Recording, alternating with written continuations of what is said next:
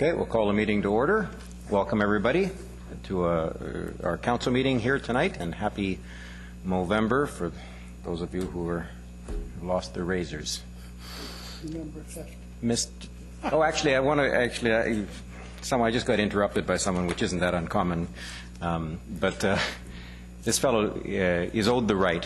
Councillor Sekora had his birthday yesterday, and I do want to acknowledge not just his birthday, but the fact that it has now been 40 years. 40 years since you started in public life. First got elected. He first fooled the voters in 1970. Sorry, first got elected in 1972, and he's been serving our community ever since. And if everything goes well, I'll retire in 2021.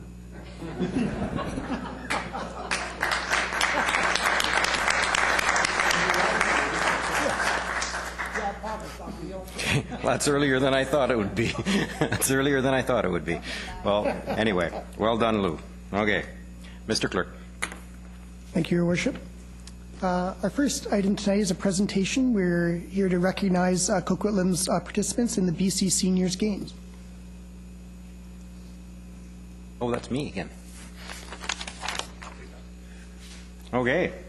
Well, on behalf of Council and the City of Coquitlam, it gives me great pleasure to congratulate the Coquitlam residents who participated in the 2012 BC Senior Games. I'm actually wearing my BC Senior Games tie for the occasion. It doesn't surprise me that I have one. This year's games were held in Burnaby from August 21st to 25th and saw approximately 4,000 participants aged 55 plus from all over the province. Many Coquitlam residents and pavilion members were part of the Fraser Valley Zone 3 team, which came in second place overall with 173 gold medals, 138 silver medals, and 110 bronze medals for a grand total of 421 medals. We'd like to applaud the efforts of all our participants at the Games. Whether they won a medal or not, they are champions for working hard to achieve their goals. Their commitment to active living makes them all leaders in action and contributes to making Coquitlam a healthier community. We encourage them all to continue moving toward their goals of self-improvement and personal wellness. Many of our participants encourage others to get involved in the BC Senior Games or to get more active in their retirement. For many retired people, the BC Senior Games is a first step to competing provincially. The social aspects and camaraderie are two of the game's benefits, and most participants encourage others to try, if only because it's fun. The City of Coquitlam will continue to support the efforts of our residents of all ages to stay active and healthy, and we congratulate them all again on their achievements.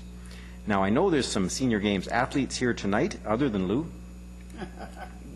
and I'd like you all to please stand so we can recognize these outstanding achievements. The athlete...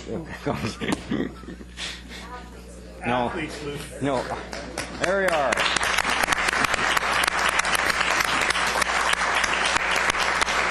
There you go. Well done.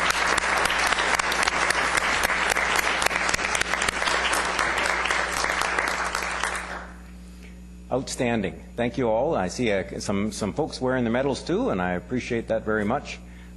Great to have you here. We look forward to seeing you all participate at next year's games, to be hosted in Kamloops in 2013. We last hosted the games in 1991 when Lou was actually mayor, and we've got a banner here that was presented by the BC Senior Games to us last week. So we're proud to display it here. And Councillor Sekora has a comment or something. Yeah, thank you, Mayor. You know, Les Robinson, he's been around for many, many years, as many years as I can remember. The fact is, I think that in 1991 he won some medals, and he's been winning medals every year ever since, and maybe even before then. But certainly, Les, you've been a great contributor to this community. You're very active in this community, and he served on quite a few committees for me. Thank you very much, Les. It's good to see you here. Thanks, Les. And Councillor Nicholson. Thank you, Your Worship. You mentioned the 91 games. The 91 games, I didn't qualify as a senior in 1991, but I was pulled in to be the treasurer of that organization. Les was the president. Les Robson, who's here tonight. I went over and said, I don't think you're wearing all your medals, Les, and he told me he has 320-something gold, silver, and bronze medals in his spare bedroom at home. So it's a good thing he didn't wear them all, or he wouldn't have got through the metal detector. Congratulations, Les, to you and to all your colleagues. Outstanding. Well, I know that almost all of council is actually eligible to participate in the games. There are 3 of us who aren't, and I'm one of the 3, but it's only a couple of years away. So there will come a time. Thank you very much. Great to have you here.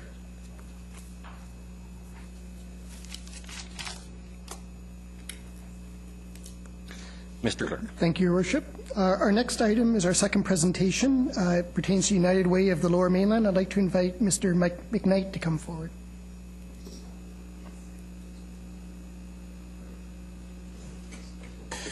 Well, thank you, Mr. Mayor, councillors, city staff. Really pleased to be here on behalf of the United Way. My name is Mike McKnight. I'm President and CEO. And our United Way has been serving the Lower Mainland for 85 years now.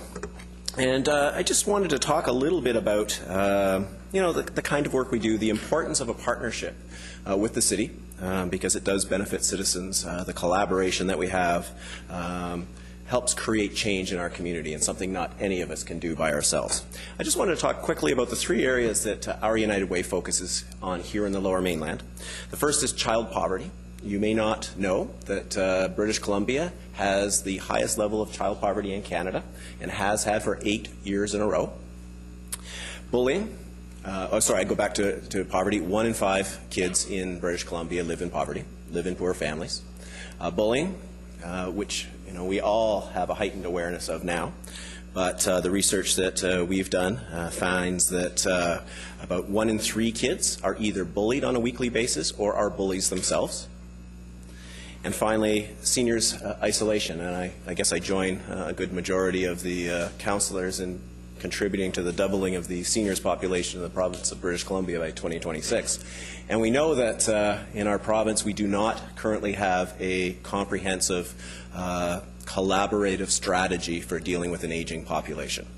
And what the United Way tries to do is focus on prevention. How can we in fact get out of the cycle of continually investing in crisis intervention, which is important at any point in time in lives of people in our community, but we can never get ahead of the cycle unless we invest in prevention at the same time. So United Way has made a conscious decision over the last number of years to focus its money and its time and its expertise on preventing issues related to child poverty, which contributes to 1 in 3 kids not being ready to start school when they reach kindergarten, and that's research that's done out of UBC.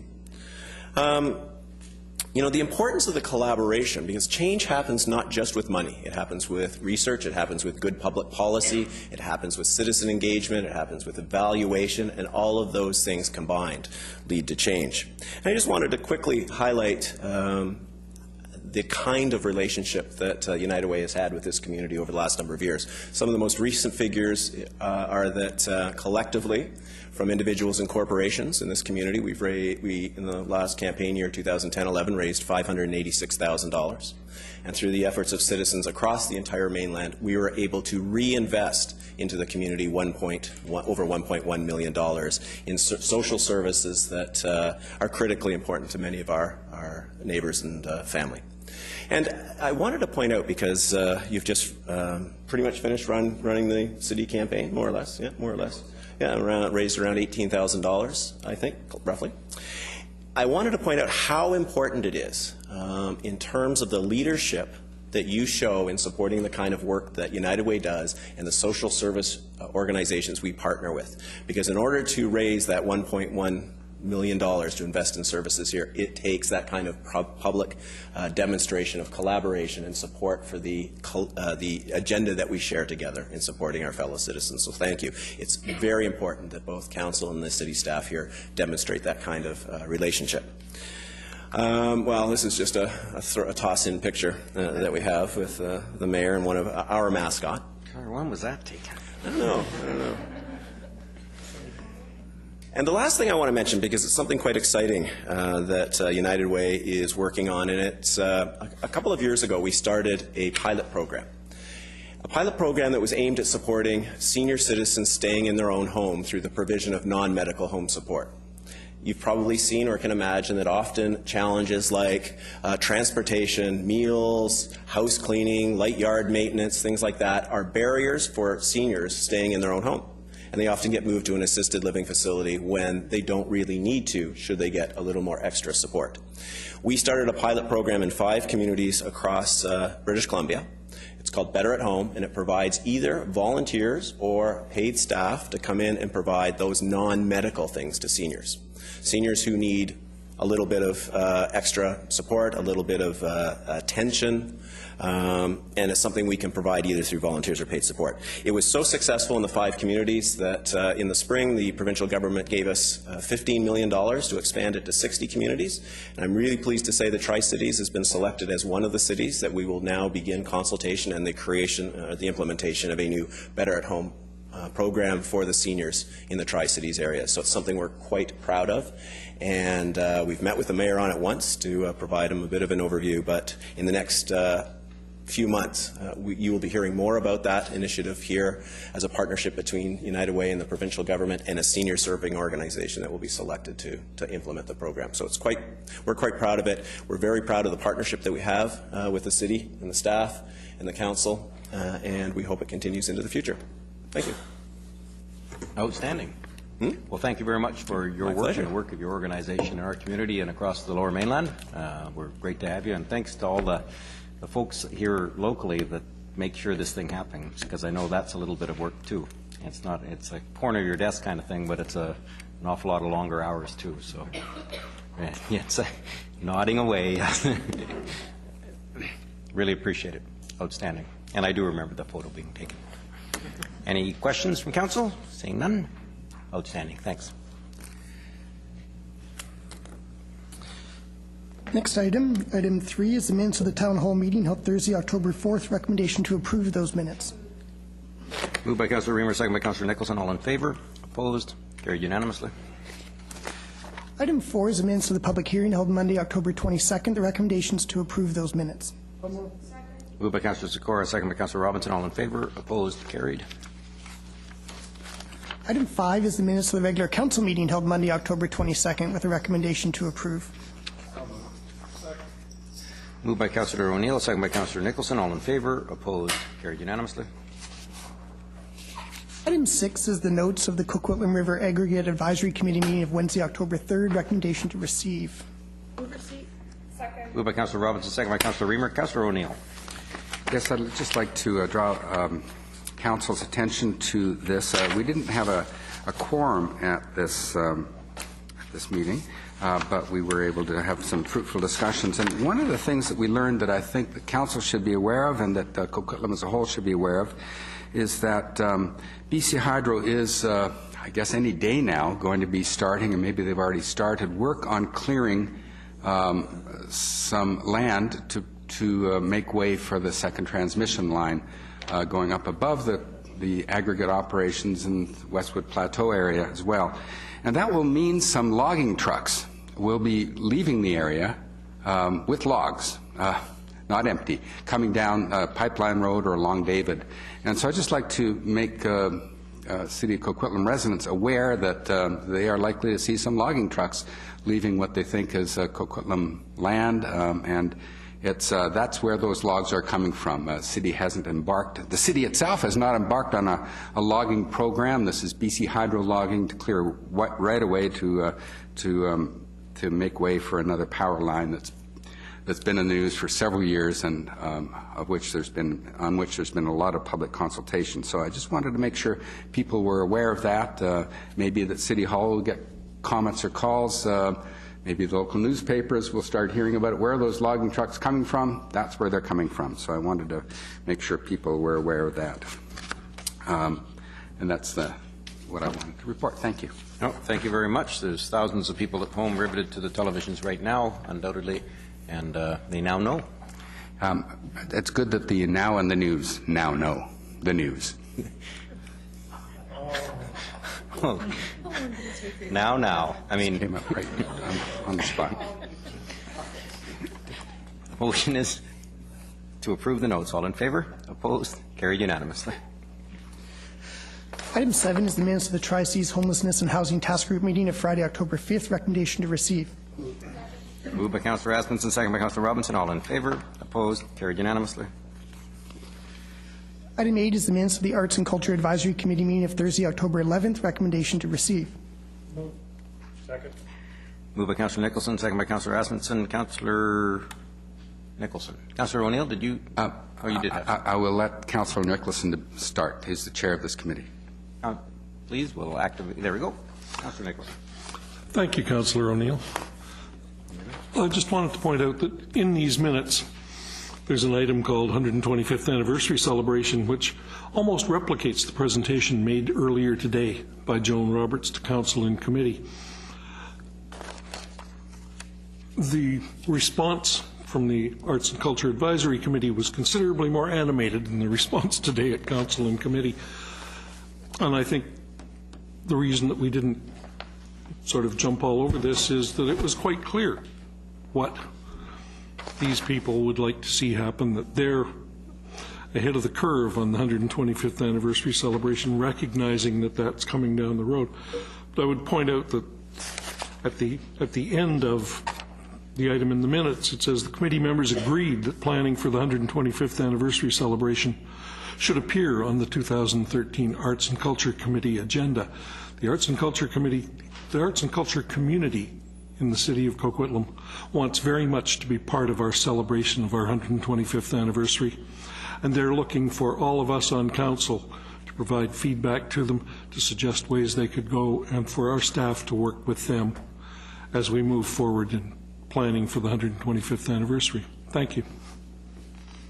Thank you. Councillor O'Neill. Yeah, and I just want to echo those sentiments and just add that that I'm really pleased that the presentation was made at the committee, and that following the committee meeting, I know the members of the arts and culture community who were here to support that presentation launched into immediate meetings with some of our Parks, Rec and Culture people to talk about how they can move this forward. I was very happy to see that as well, and I think I want to keep moving this forward. Increasingly, the arts and culture community is getting more involved and refining what they want to see done in the community, getting together to push the agenda forward. I think it's very important. We've done a lot of good things in this community to move agendas of different groups forward.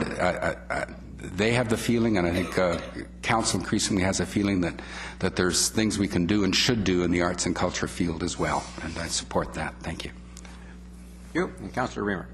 Thank you. I too very much appreciated Joan Roberts' presentation today, and I noted that in her presentation she did refer to the fact that we're an extremely multicultural community, and so I will be mentioning this to my Multiculturalism Advisory Committee as well at our next meeting. Thank you. Okay. Minutes are on the floor. All in favor? Opposed? Carried unanimously. Item 9 is the minutes of the Multiculturalism Advisory Committee meeting of Wednesday, October 17th. We have a recommendation to receive. Moved by Councillor Sekora, second by Councillor Aspenson. Councillor Reamer, the chair of the committee.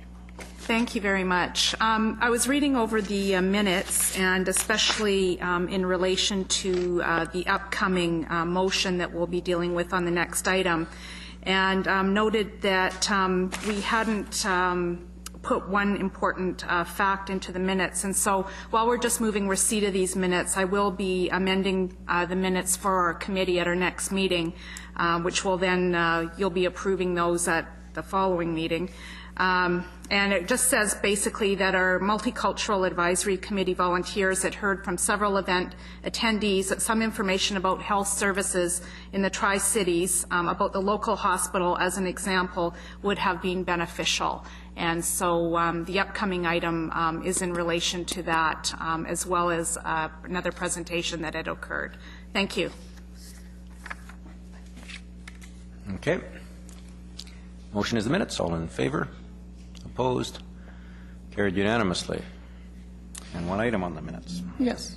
So an item of business arising out of that committee's meeting is a recommendation to Council, and this concerns a Healthier Communities Partnership initiative, and it's that Council requests that the Fraser Health Authority explore the possibility of holding a multicultural information health fair in the Tri-Cities as an information tool for newcomers and as well as existing residents in order to assist in navigating and understanding the healthcare system.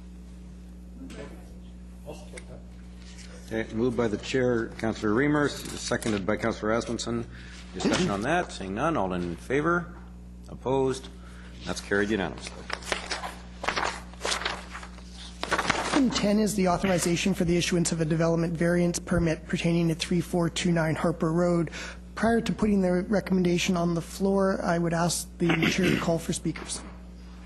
Okay, and we do allow folks to comment on this. If there anyone in the audience that has anything to say about this particular one, are there any speakers to this item? Are there any speakers to this item? Third and final time, are there any speakers to the item at 3429 Harper Road? Seeing none, declare this item closed. Mr. Thank you. Moved by Councillor Sekora, seconded by Councillor Remer. The item as unread by the clerk. For the benefit of our viewing audience, the recommendation is that Council approve the development variance permit for 3429 Harper Road and the Mayor and City Clerk be authorized to execute it. Moved by Councillor Sekora, seconded by Councillor Remer. Again, any further discussion? All in favor? Opposed? Carried unanimously and with enthusiasm. Item 11 is a report on an application for zoning amendment bylaw 4351. This is for a proposed subdivision at 954 Charland Avenue. Recommendations that Council give first reading to City Coquitlam zoning amendment bylaw 4351 and that bylaw 4351 be referred to public hearing. Moved by Councillor Asmundson, second by Councillor Nicholson. All in favor? Opposed? Carried unanimously. Item 12 pertains to zoning bylaw text amendments for parking requirements related to transit-oriented development strategy, otherwise known as the TDS. This is bylaw 4352. We have introductory comments by the General Manager of Engineering and Public Works, followed by a presentation by the Manager of Transportation Planning.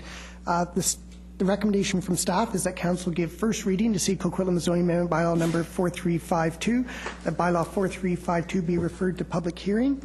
And in the agenda, there is a third recommendation. Upon review, staff is of the belief that this action is more appropriate for after the public hearing, and we will bring it forward that evening in consideration of at the same time other readings are considered. So item recommendation, the original recommendation 3 was implementing a decision that Council hadn't made yet. That is correct. So within the agenda, bullets 1 and 2 are before you. Okay, so the recommendation is items 1 and 2. Staff. Your Worship, just a couple of words of introduction. This is really an almost culmination of a lot of work by the engineering and planning departments to achieve a balance of how to deal with parking in densifying areas. This is a part of the transit development strategy of the city, and we are hoping that at this point we have found that balance. You will see in your package input from primary stakeholder groups who are developers who are impacted by, for example, how much will the city charge for payment in lieu, and how low is the city prepared to go, if you will, in its parking on-site parking requirements. At this point, given the feedback that we've got, we initially started at about a $25,000 level for the parking cash in lieu, and we've thought about issues of affordability that have come directly from the development community and business community. And in chats with staff, we've decided to come forward with the $20,000 level instead of $25,000. We have not changed our fundamental evidence-based calculations, if you will, on how much parking should be required on site. We haven't changed them at this point, but what we feel we need to do is keep this issue alive as time goes on, to revisit those ratios either annually or every 2 years, using the approach that we used to come up with them in the first place, which was evidence-based indicators of how much really is parking demand. So with those words, just to keep in mind balance, I'll ask Catherine to take over and run you through some slides. You will have seen a number of these when we did our initial presentation back in June. Thank you. Catherine. Thank you. Ms. So, Mahor. through the chair. The purpose of this presentation is really to focus on development-related parking requirements. And in this particular context, the purpose is to look at a zoning bylaw amendment for parking requirements for multifamily apartment, townhouse, and the commercial uses that will fall within the Evergreen Line transit-oriented development area. And we've identified these as the core and shoulder areas. So these are not citywide. They are specific to a certain area that reflects the proximity to transit and how well transit can adapt trip mode share for those folks that are living within this area.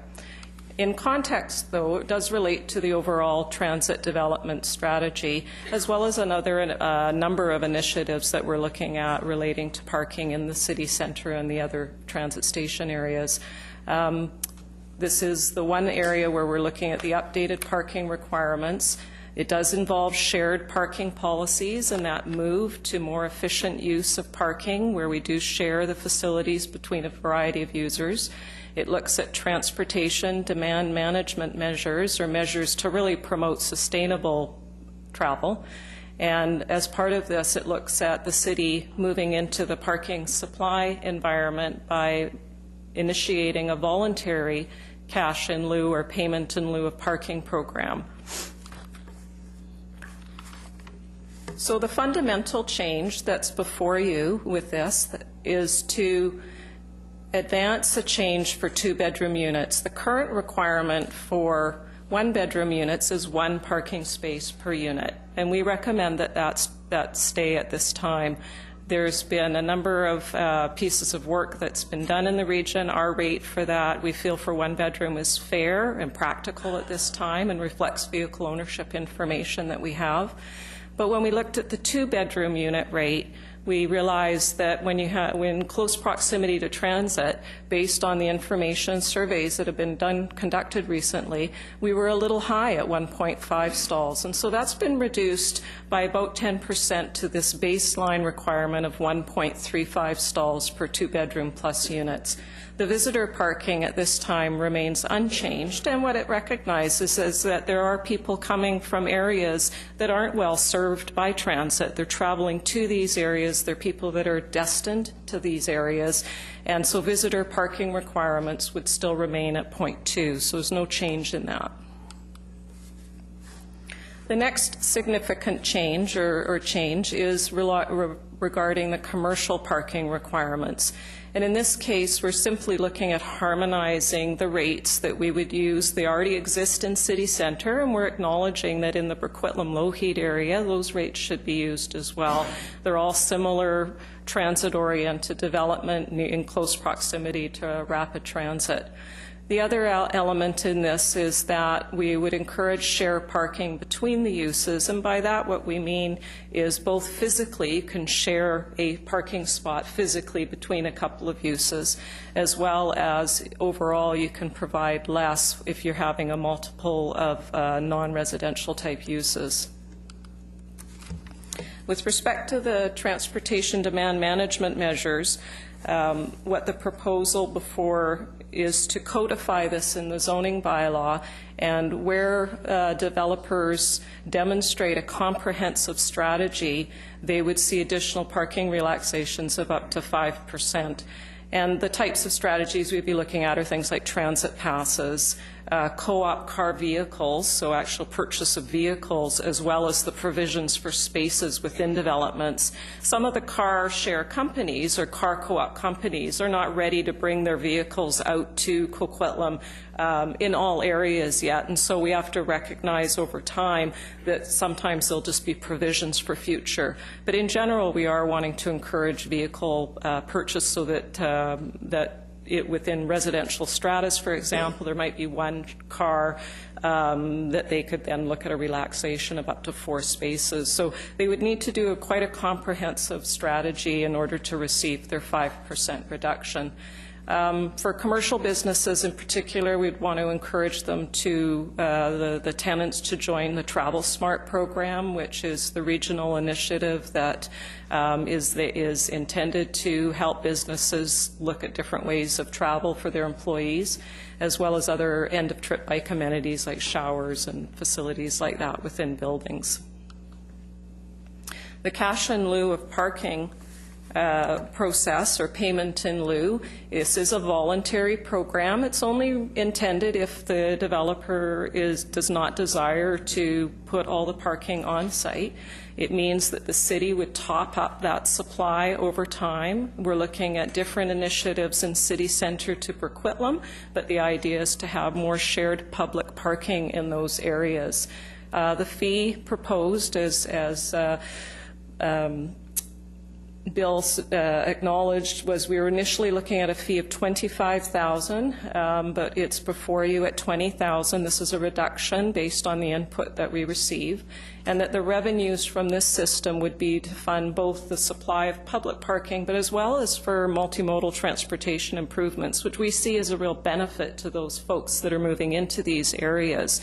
And so the funding would go directly towards them as a benefit. The feedback we received, we went out and we consulted with the Urban Development Institute, sent letters out to many developers as well as other stakeholder associations in the areas.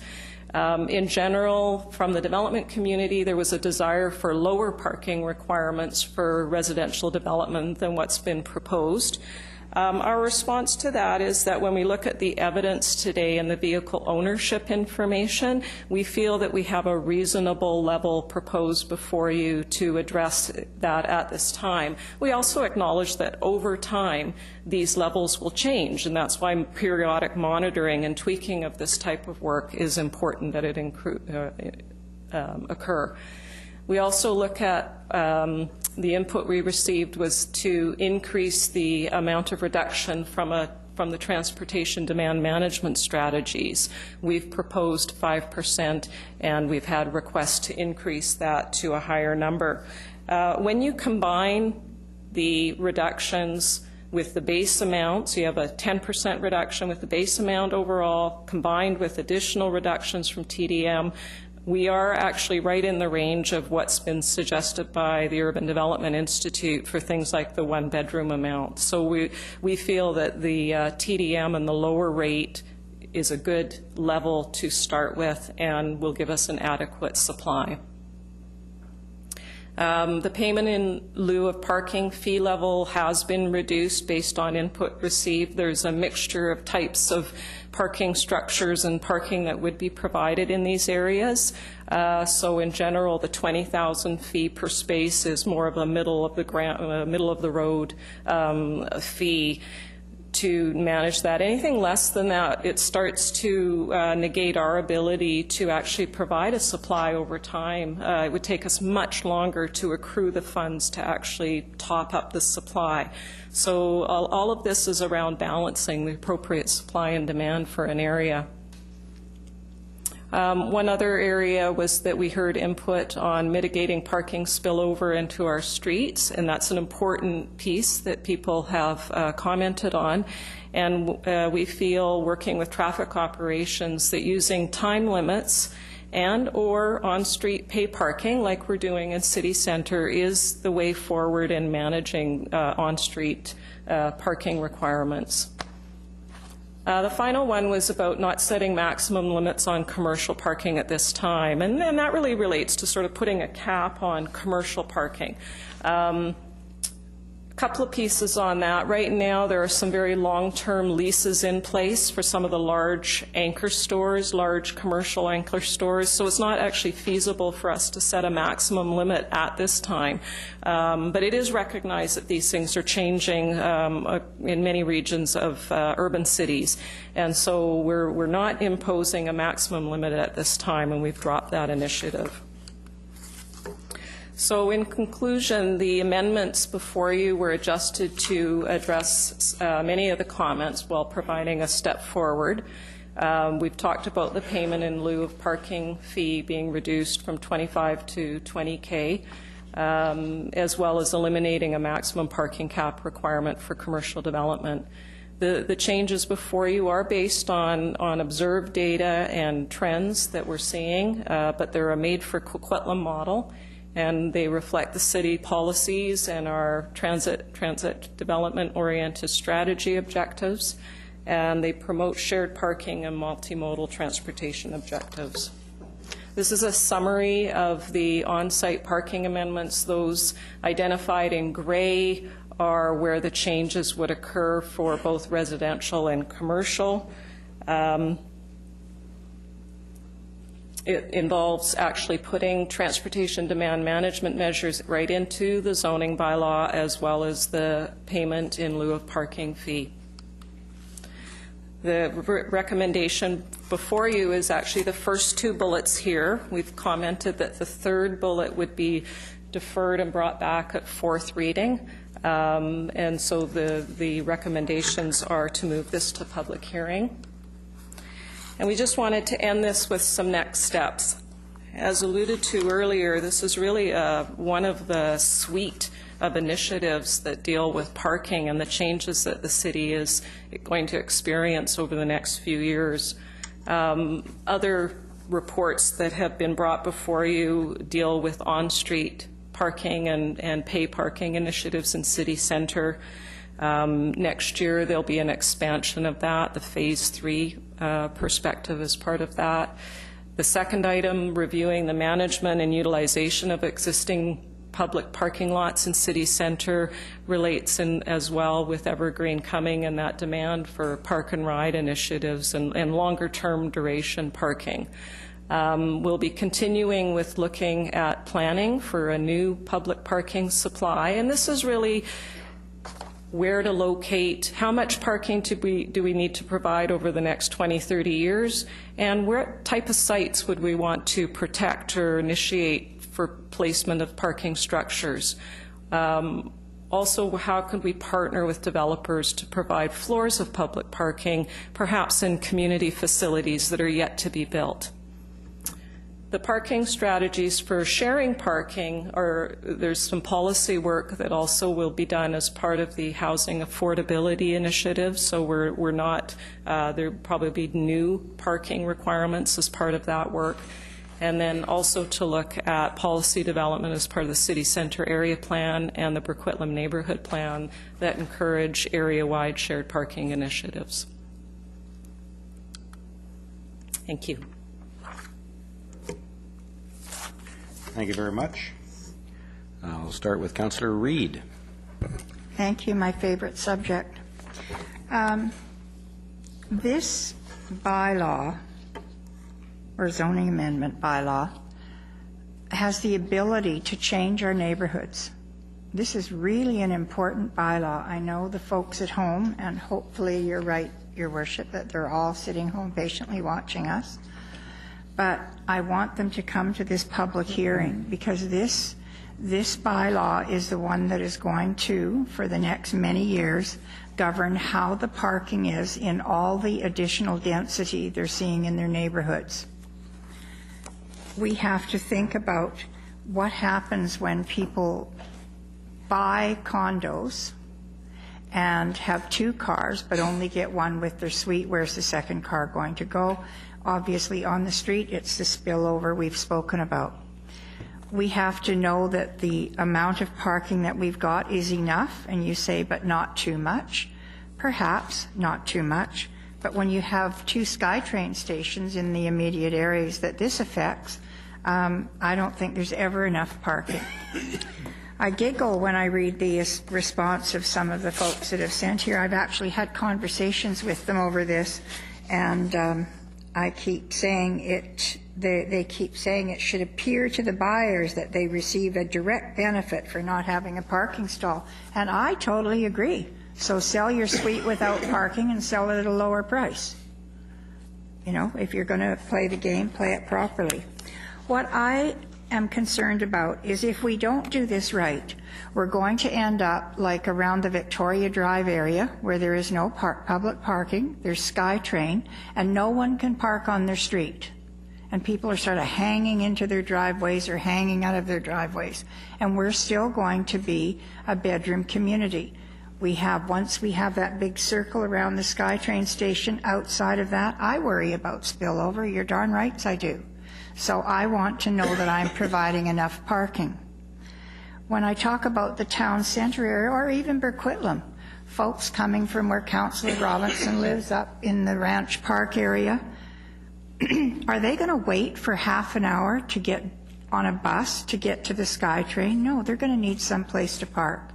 So the idea that you're putting in here about this flex parking or shared parking, so you could have public parking and visitor parking for a unit on the first ground level floor, it's an excellent one. But there's all kinds of stuff in here that we really have to look at, and we have to really, I guess, just swallow, because when you start developing with the density that we are going to be developing around any SkyTrain station, the folks in that neighborhood need to take it upon themselves to come and listen to what's going on. So I thank you for that. I don't know if I'm in agreement with everything in here, which shouldn't come as a surprise to you. Where I have somebody telling me I have too much parking, maybe I do have if I live in Vancouver and Burnaby and there's a bus every 10 minutes. But I don't know how often you wait for a bus, but how many are on Burke Mountain? I'll ask Brent, not too many. So if I live on Burke Mountain and I want to come down to the town centre to shop, there better be some parking spots for me. They better not all be taken up by the folks who are living in the apartments as extra and overflow parking. So all these remedies, there's parking times, you can limit hours, you can put resident-only parking, and that doesn't work too well. You can tell that about East Vancouver and the Renfrew area. It has to be resident of this block parking, because otherwise they're residents. So, I mean, you know, the whole thing can get way out of hand. So all I'm asking is to give the residents good notice that this is one public hearing they need to come out to, and they need to listen, and we need to hear what they have to say. Thank you, Your Worship.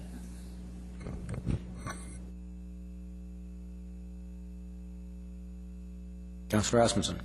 Well, thank you. I'm going to share some of the concerns that have been heard by Councillor Reid, and I think when we look at some cities, I talked to the Mayor of Burnaby and others about the report and saying how much parking, but he says if you look in our areas, the spillover parking within their areas, there's a problem. And I think when you take high-rise developments and you say you have one parking and you've got 1.5 as our present thing, or you go down to 1.35, people are saying, well, I have to pay for that extra stall. Well, no, I'm not going to pay for that extra stall.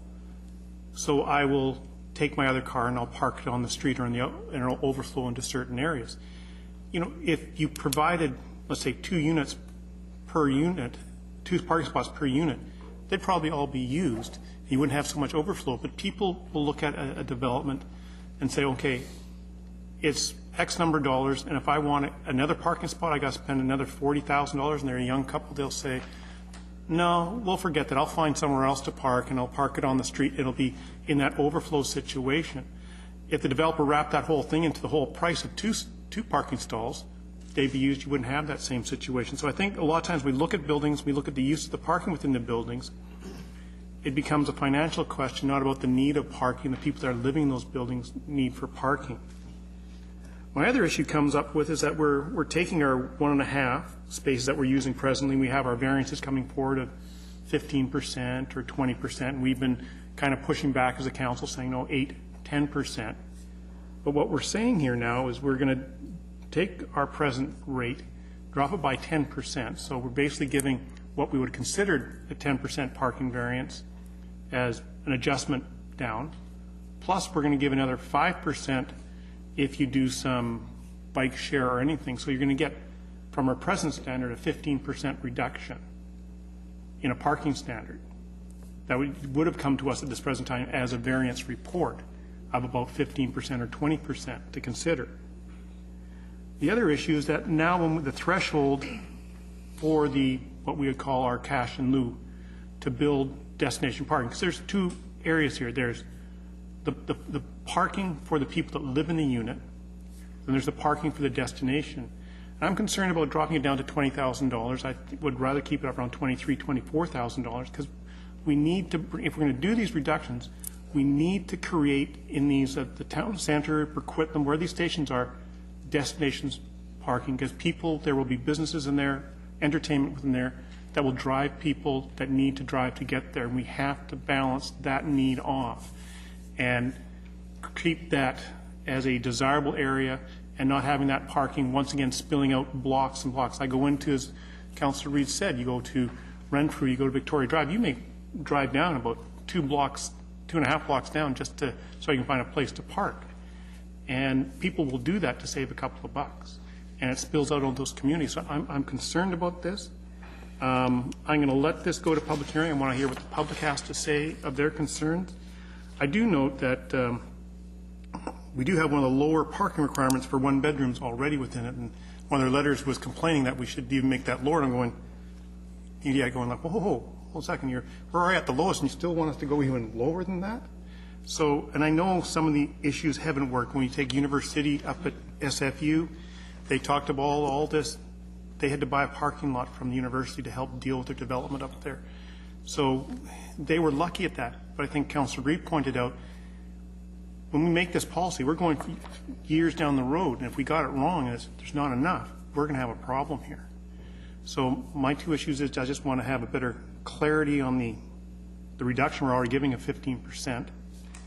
And I do think, I'd like you to redo your numbers, I do think we should be charging more than the $20,000. I'd like it to see up around $23,000, $24,000, because that's going to help us achieve our goal of building destination parking and making it a more livable and desirable place for people to get in and out of. And I think that'll help us all the way around. Thank you. Thank you. Councillor O'Neill. Thank you. I've actually got a couple of questions to ask as you're standing there patiently waiting to answer questions. The 5% reduction for if you have a transportation demand management strategy in place, is that applicable just to the people in the transit areas where they have the 1.35 standard, or is it applicable outside of the transit areas, 1.5? Through the chair,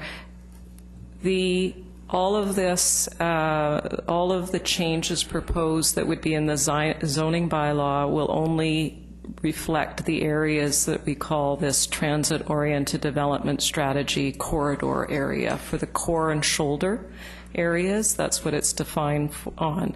So the zoning bylaw, we would codify or regulate within those areas. If a developer was building a multifamily that's not in those areas, then they would have to come before council as a variance. And then the transportation demand management measures are really measures that are part of the rationale that council might consider. But this particular zoning bylaw amendment is very specific to the TDS corridor. Okay. And the follow-up to that is the $20,000 figure available then only in the transportation centers, or would the developer outside of those areas also be able to say, I'd use that $20,000 contribution as well? Not at this time. Okay. So it's very much area specific. Okay, thanks. Now, so my understanding then is, for a two-bedroom suite, currently we're at 1.5 stalls per two-bedroom suite. If this bylaw change is proposing that in the transportation hubs, that it goes to 1.35, that with a transportation demand management strategy in place, that would go down a further 5%, which is my calculation is around 1.27.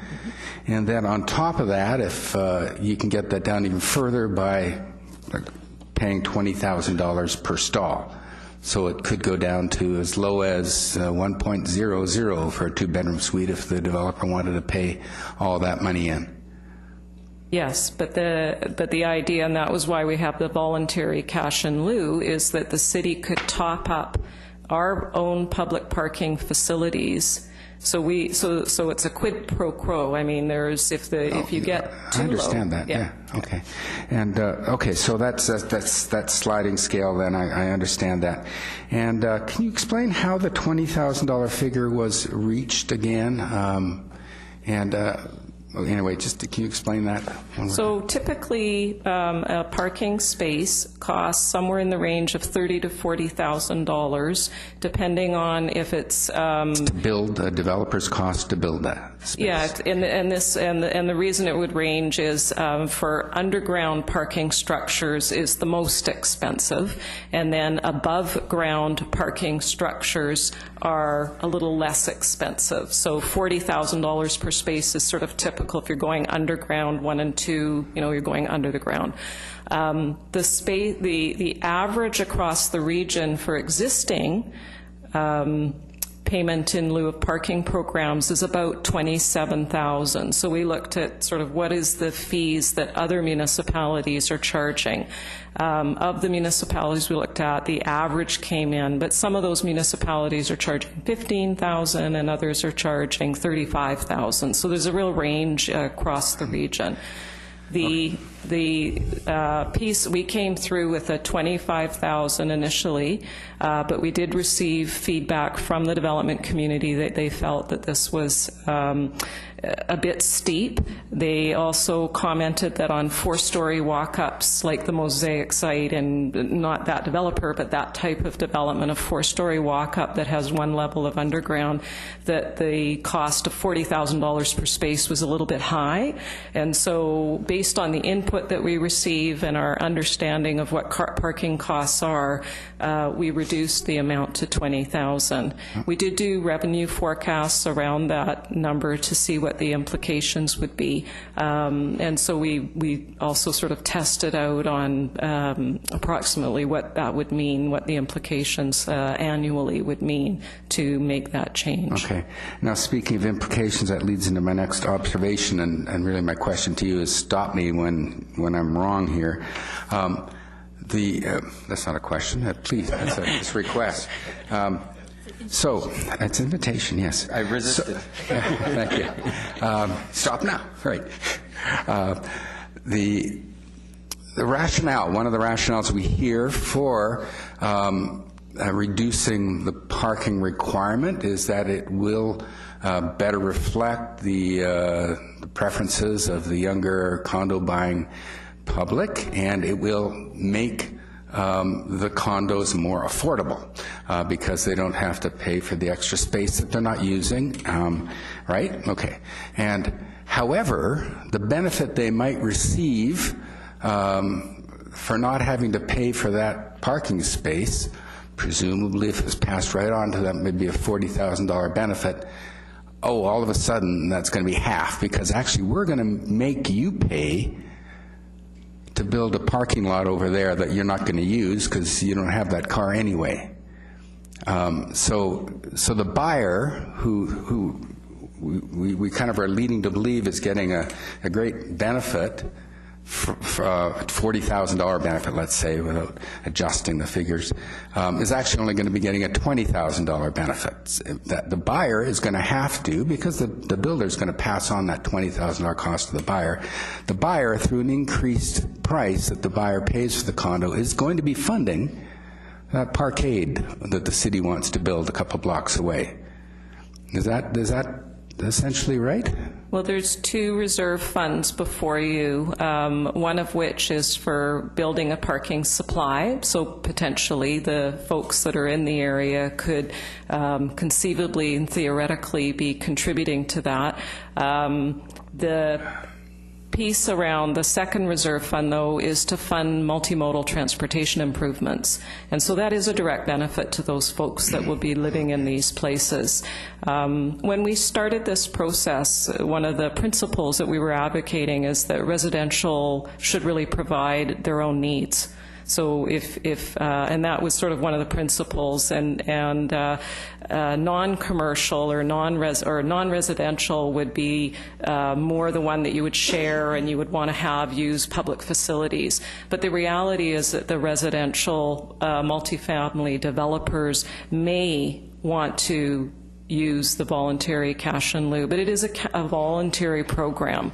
So we're really encouraging them to meet their needs on site, but if they choose or they want to use the voluntary parking in lieu program, that it is there for them to use in these areas. Now, presumably they'll be doing that because they see that the market, well, they don't really need all these extra parking spaces. The market is saying, well, you know, it's a two-bedroom condo, we only have one. That's one car. That's what all of your research, not the anecdotal evidence, your research is saying that more and more people are using public transit exclusively or just have the single car, and this is why this is going there. So actually, yeah, I think I've heard you say that.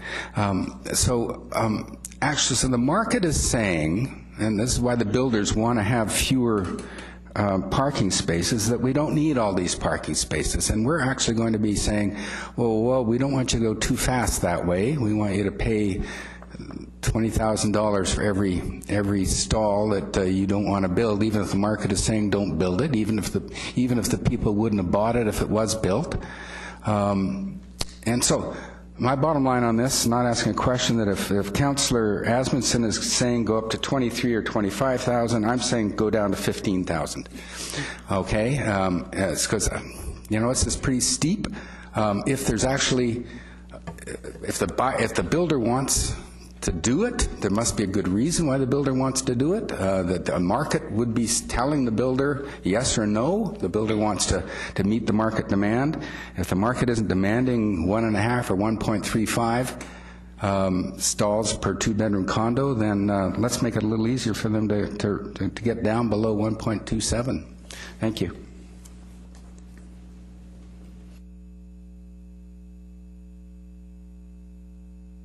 The only thing I would add to that is that on occasion there are some really odd-shaped lots, so it's very, very difficult for a particular builder to meet the requirements, and so they may be looking for another option of meeting the requirement.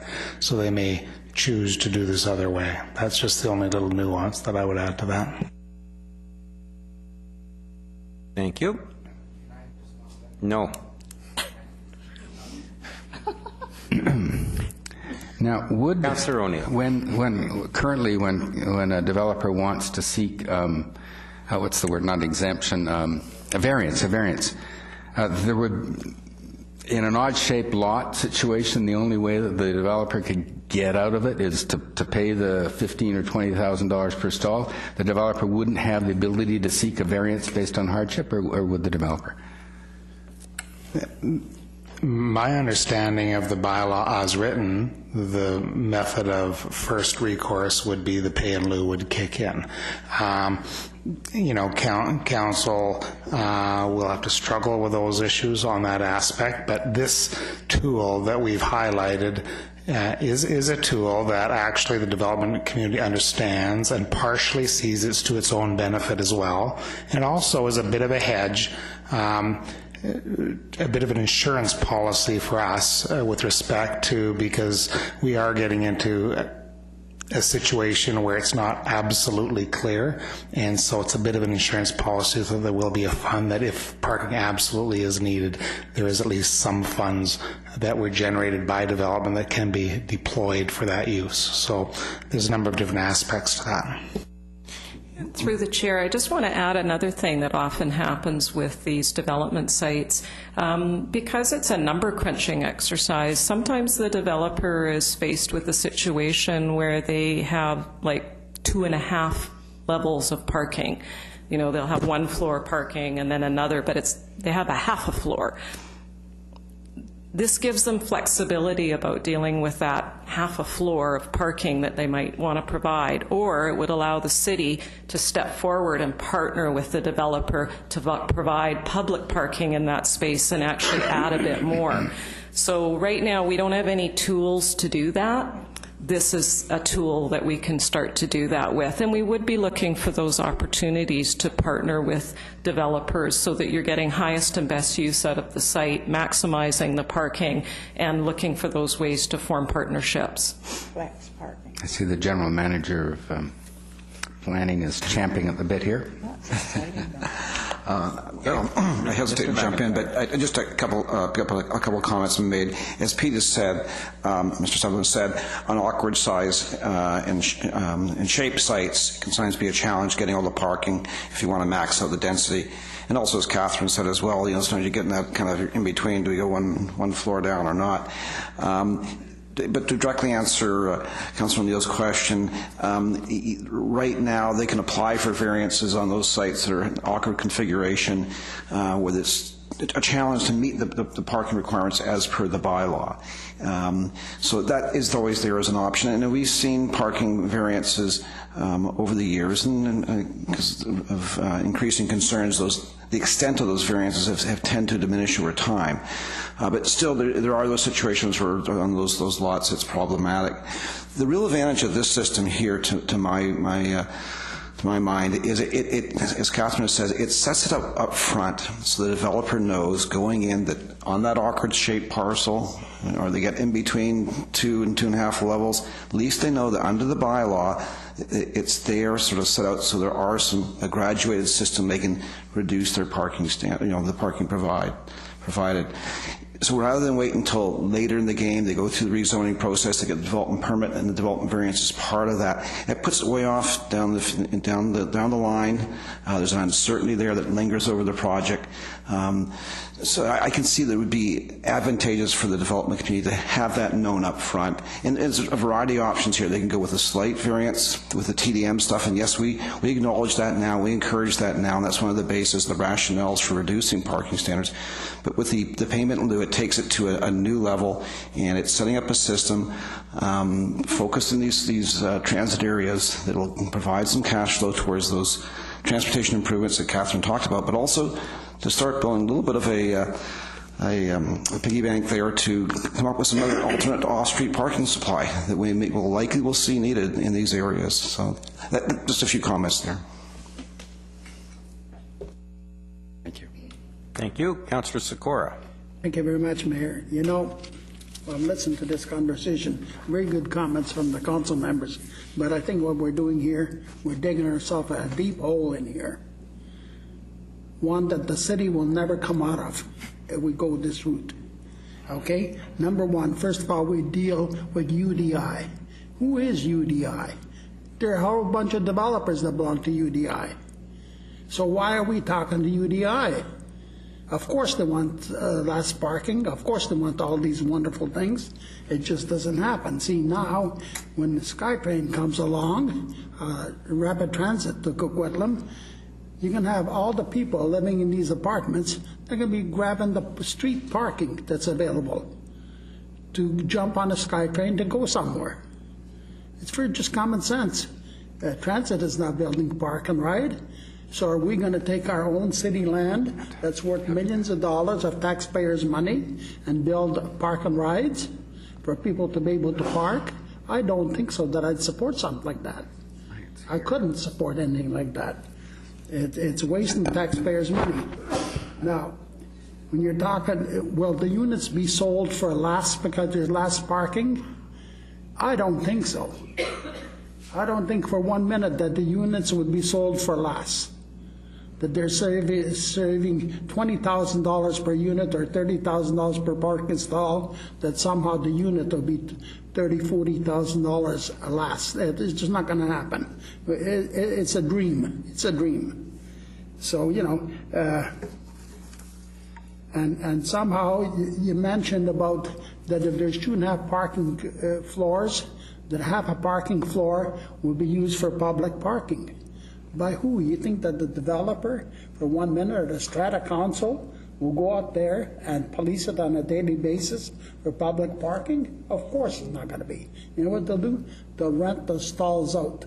Because somebody wants to make some money parking, charging maybe $10 a day, $20 a day for parking. That's what's exactly going to happen. So, there's many things. We used to be at 1.75 per unit parking. And that was a very, very good standard. I live in a place that's 1.75, okay? And there's parking in there, enough parking. But there's not a real overbound, too many parking spaces. And, you know, quite often the visitors' parking spaces, they're full. Guess why? People across the street will drive into our parking, visitors' parking and go visit the apartments across the street. I mean, that's exactly what's happening. So, you know, we're creating ourselves a nightmare here in the community. Not today, 5, 10, 15, 20 years from now. We're going to have a chaos in this city when we go with this relaxing these parking spaces. You know, because the developer ain't going to give you some kind of break on a unit that they're going to sell. They're going to charge $500, $600 per square foot. Doesn't mean to say whether they have one parking space or no parking spaces. That's the way it is. It's just common sense what happens. So who's going to benefit by it? Only one person going to benefit. Who's going to be the loser? The taxpayers of this community. And, I'll tell you, I'll let it go to public hearing. But so far what I've heard tonight, I'm not convinced, and you're not convincing me for 1 minute, that somehow unless I got to go at the next meeting at the public hearing and wear rose-colored glasses that I can look through, that everything looks rosy. But I don't think that's really the case. I think what we're looking is for a lot of trouble in here. So, and that's putting it straightforward. I don't like mincing words or painting something very rosy or pink or whatever it is to make it, that I'm harsh or whatever it is. I'm just telling as it is. Thank you. Okay.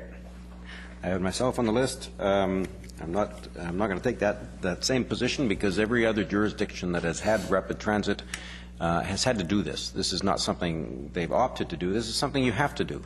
Ultimately, it comes down to this policy. We adopted it July 30th, back in the summer, a couple of months ago, the transit-oriented development strategy. This is the next phase of it. We actually do the transit-oriented development strategy. We put in the density. And then we establish the right parking levels for that. And then there's a fourth level, there's a fourth requirement, and that is that TransLink has to get its stuff together. This has to be done in concert with TransLink. This actually is the transit-oriented development, which is the development around the transit stations. This isn't people that are going to be driving down here to park on our streets, Councillor Sekora just described, because they actually live right next to the transit station. If they took their car out of the parking space and put it on the street in order to go to the transit station, I'd be surprised if any of them did that. But because they live near the transit station. And in jurisdiction after jurisdiction, people around transit stations try to get rid of one or two of their cars. That's what happens. And ultimately, I've got a son, for example, who's 19 years old. He doesn't have his driver's license yet. He'll hate that I used him as an example, but I really expect that he will be another 10 years before he even contemplates owning a car. Whereas me, I had to own one when I was a teenager. That's how it was back then. Life is changing, partly because of the high cost of car ownership, but partly because we simply have to move toward increased use of transit. We need to find people that want to live in buildings that are transit-oriented. And that means getting the development strategy right, building in the density, and getting the parking right. Not putting in 2 parking spaces per unit, but identifying the right amount of parking. And I think that's one of the challenges here, is I want this to identify the right amount of parking, not to allow the developer to pay extra to get down to the right amount of parking, but rather to start from there. And then, if the developer, for whatever reason, needs variance or whatever, can opt for some payment. And I actually agree with Councillor O'Neill on that score. I don't want the payment to be a penalty. I want the payment to be what we need in order to hedge our bets, if you will, to make sure that we're going to have the capacity to build structured parking in the city centre if it's needed. And I really don't believe we're going to need to do that. I really don't believe that we'll ever be building a parking garage. We may actually at some point be buying some extra spaces in a parking building, but I don't think we'll be building a garage. So I'd be leaning toward the $15,000, because ultimately we're right that if we're going to be selling a space, as Councillor Reid wants us to do, selling a unit without any parking, you can't sell it for the same price as the unit that came with parking. That's common sense. You actually have to give them the benefit that they don't need a parking space, so they get that benefit. We want to make sure that that benefit goes back and improves the affordability of those units. To say that you don't get a parking space, but you have to donate money to some fund so that other people can have a parking space, that's not fair. That's almost as bad as Canada Post suggesting that you don't get door-to-door delivery, but you need to pay extra in order to get community box delivery. We need to target those kinds of payments properly, and the payment ought not to come from the person that doesn't get the parking in order to fund those that need parking. So I have a difficulty with the 20,000. I prefer 15,000. And there was one element on the bottom of page 4 that this will be a question, sorry, because I think I know the answer, but voluntary payment in lieu of parking spaces, : should staff accept the TDM strategy for the site? And I assume, should staff accept a TDM strategy for that site? The bylaw proposes a fee of $20,000 for every parking space not provided above 5% above the required off-street parking. Now, I think one of those above is meant below, but and I think it's the second above, beyond, or it might be the third beyond. Above. That beyond. Should have been below, or it should have been beyond or less than one of those two. Yes. Good catch.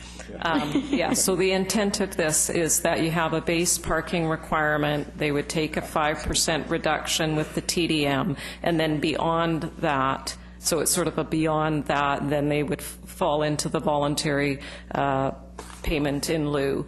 So first, to your comments around having the right rates, that was really the base rate adjustment we see as the right rates. The TDM relaxation is all about sort of policy objectives around encouraging people to use more sustainable mode share. And so we give a grant, we grant the developer an additional 5% for providing those comprehensive TDM strategies. And then beyond that, the voluntary payment in lieu comes into play.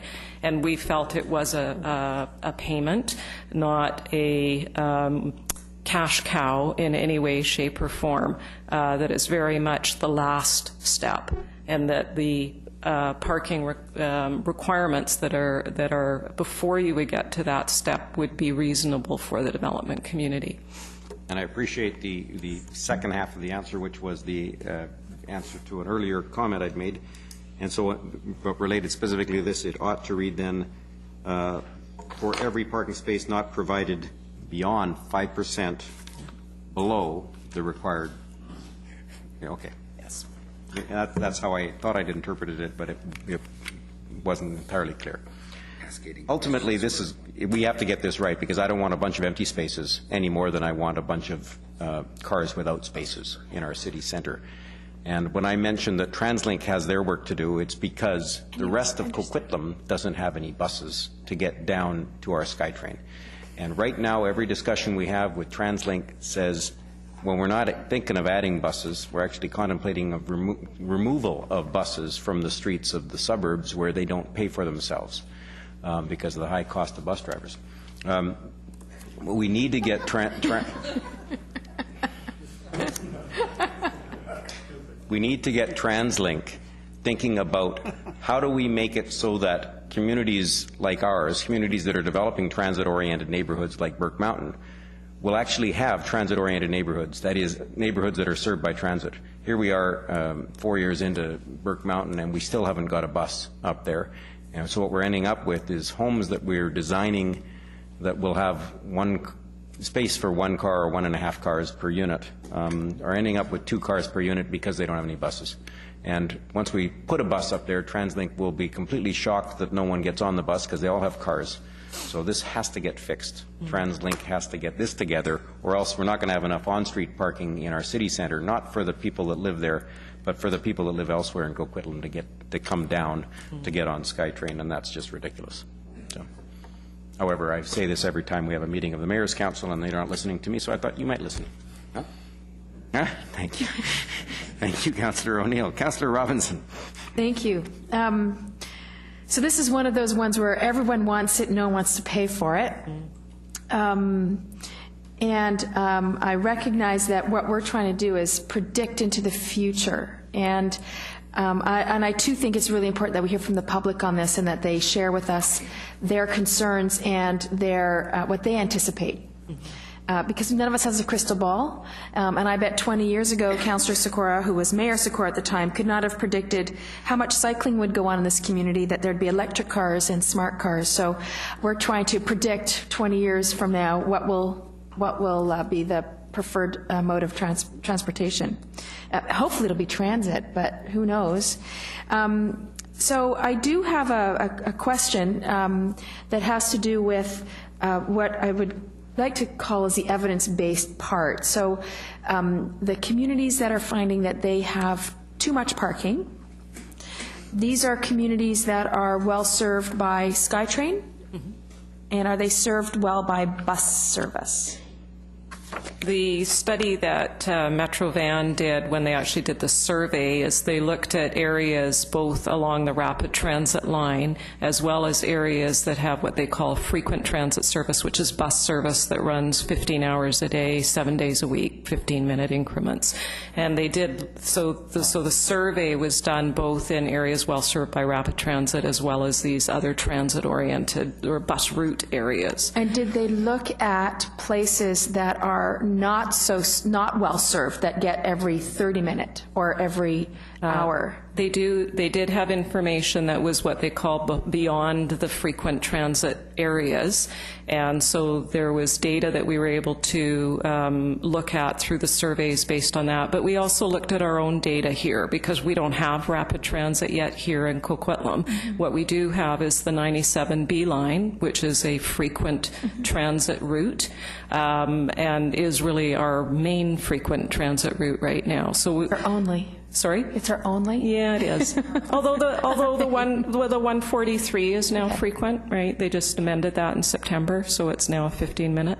But it's not 15 hours a day. So we did use a combination of data from the region as well as data from Coquitlam itself to look at those vehicle ownership pieces of information and to draw where we would want to go next as an initial step. Okay, so like Councillor Reid, my concern is that for the people who live on those areas, I think they will, in all likelihood, I would imagine, not have the same kind of car ownership as we see in our more suburban neighborhoods. But the suburban neighborhoods, I don't expect, because we're not going high density in those, we're keeping them as single families, they're not going to get more bus service. And so how are they going to access our city center? So they need a place to park. So I worry. So the evidence makes sense in other communities, but I think we're unique. I don't know that it's easily transferable because we have unique problems around making sure we have lots of transit. Having said that, I do think this is a move in the right direction. And so my question is, recognizing that we don't want excess parking and that we do need to engage in periodic monitoring, what are you recommending? How often should we be monitoring that, I guess? I just want to make sure that we have some real clear opportunities to make sure we're on the right track. Just in general terms, monitoring is useful to do about every 2 to 3 years. It's often based on when data is made available. So what we do get and what's collected annually across the region is vehicle ownership information is collected. It's collected by ICBC, and Metro Van also collects stats and information. So based on data availability, probably about every 3 years, and that's really in keeping with our our community energy strategy. The only other piece of data that we don't get that often is census information is every 5 years. And so between those two stats and facts, we'll be able to pull together. Monitoring is a part of our work programs coming into the future. It's a very important part. You have to measure your performance and how are you achieving where you're going. So the parking piece is one around looking at places where you might want to have a little bit of longer duration parking to meet the needs of those that would be coming from areas not well served by transit. And we would be looking at collecting information probably every 2 to 3 years and doing related amendments and discussions to see how we're doing. The best thing is to get Evergreen built, get it running, and then really start to look at some of the results. So there is sort of this transition period until that actually happens, but once it gets going and we have it running, then definitely every 3 years we should be looking and doing modifications as we go along in this. So I find that really helpful to know that we're going to, review it every few years to make sure that we're getting the right balance. Because we don't know. We have no idea. This is brand new for us, and we can't use I would call strictly Vancouver data because they have very frequent buses. And so much like the mayor's children, both of my children have their driver's license, but neither are interested at all in car ownership. And the criteria for them around where they live is on a frequent bus line. That's their criteria for where they want to live. They're not interested in car ownership. It's just a burden. And a lot of their friends feel the same way. So I guess I get concerned about, we're really a bunch of old people sitting around a table making decisions for the next generation who has a completely different relationship and different perspective about vehicle ownership. And so I don't want to miss the boat on that one, and I want to make sure that if we can at all, I would love to hear from some young people at the public hearing. I think it's really helpful to hear what their perspective is on car ownership and what they anticipate their needs are going to be. Because hearing from more old people who've only ever, and I'm putting myself in that category, so don't take offense. Okay, you're only speaking for yourself. I am only speaking for myself. We've grown up with cars. It's all we know. We can't imagine life without them, but there's a whole other generation out there that really does have a different relationship with it. So I want to make sure that we proceed and get the right mix. So my last question, when we talk about a pay in lieu to build a parking structure, I'm assuming this is going to be a pay for parking structure, that people will have to pay for it?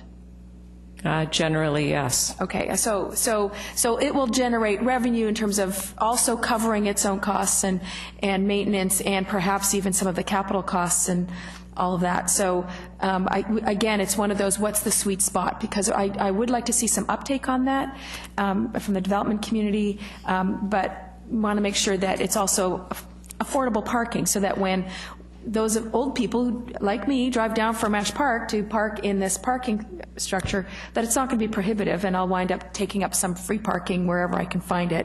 So it's finding that balance. Staff will be looking at bringing a report back in the new year that definitely looks at how much supply and where. That type of report will be coming forward. So it'll start to answer some of those questions. Great. Okay, thank you. Thank you. Councillor Reamer. Thank you. One of the things that wasn't included in this report, but we may have possibly received earlier, is the parking bylaw requirements of other municipalities like Surrey, Vancouver, Burnaby that have the SkyTrain. I know I would like to see something that has that information in it prior to making a decision, and I do note this is going to public hearing, and I look forward to hearing from our constituents on this. But we do have information here from the UDI saying that we're being way too conservative here.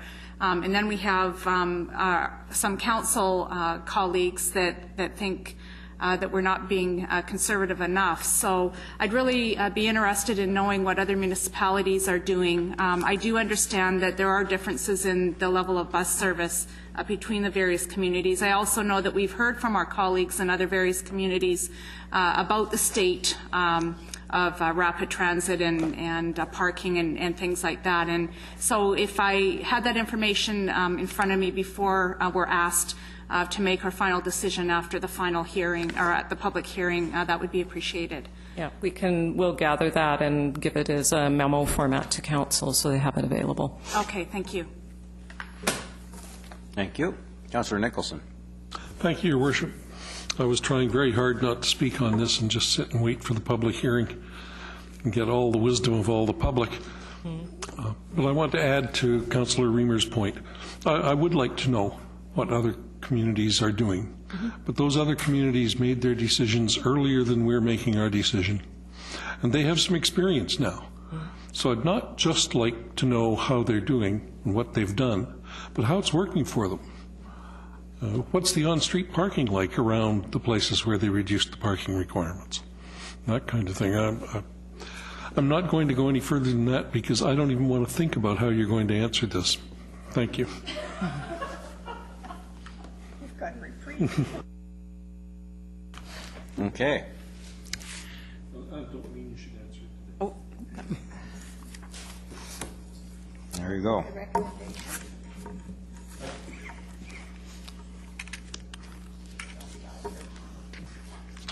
Was the recommendation on the floor yet? It wasn't. It was on the floor, but Councillor Reid just moved it and Councillor Nicholson just seconded. Okay, fair enough. Okay. All in favor? Opposed? My motion carries. Thus, we'll be going to public hearing.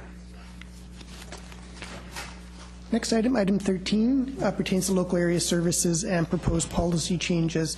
We do have introductory comments by the General Manager of Engineering and Public Works. If Council will bear with me, if I could read out the recommendation for our viewers on TV and later on the webcast. The first is that Council approve the following recommendations. Prioritize local area services. These are curb and gutter projects based on 1, coordinating with roads where repaving is needed, and 2, first come, first serve. Include sidewalks as part of LES projects under certain conditions. 3, the city will conduct public opinion surveys in neighborhoods in order to make the process easier for property owners. 4, eliminate the hurdle to show 2/3 support on return petitions. 5, assess LAS cost to property owners proportional to the length of frontage with relaxation for flankage. Avoid LAS projects where redevelopment is expected in the short time frame. And 7, report all potential LAS projects to Council early on in the process with relevant details. Your Worship, just a quick introduction on this. This report summarizes the status of the last consideration of LAS. Just want to point out a couple of, I think, what were the more important points.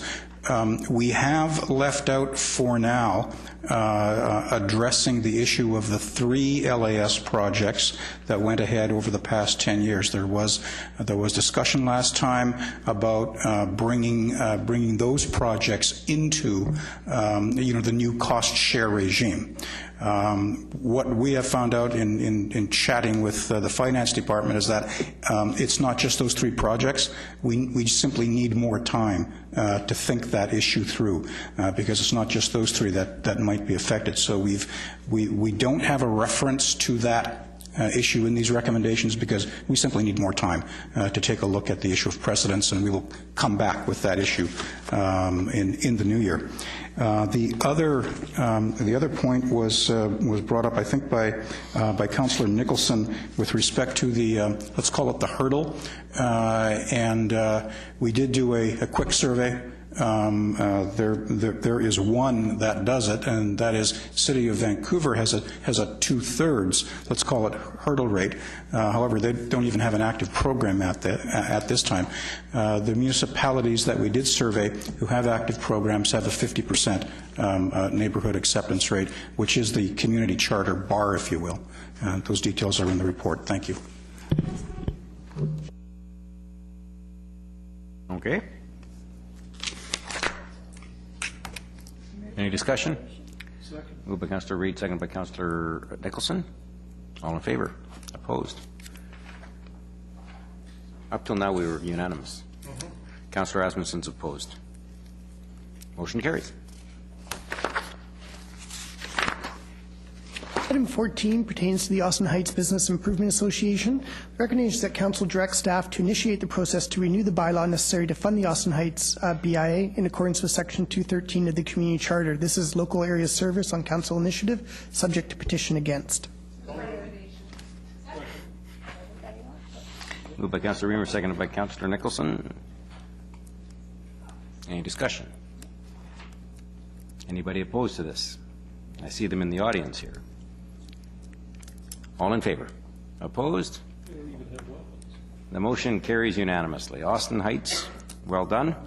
That's where all the free parking will be, because there'll be only paid parking down here.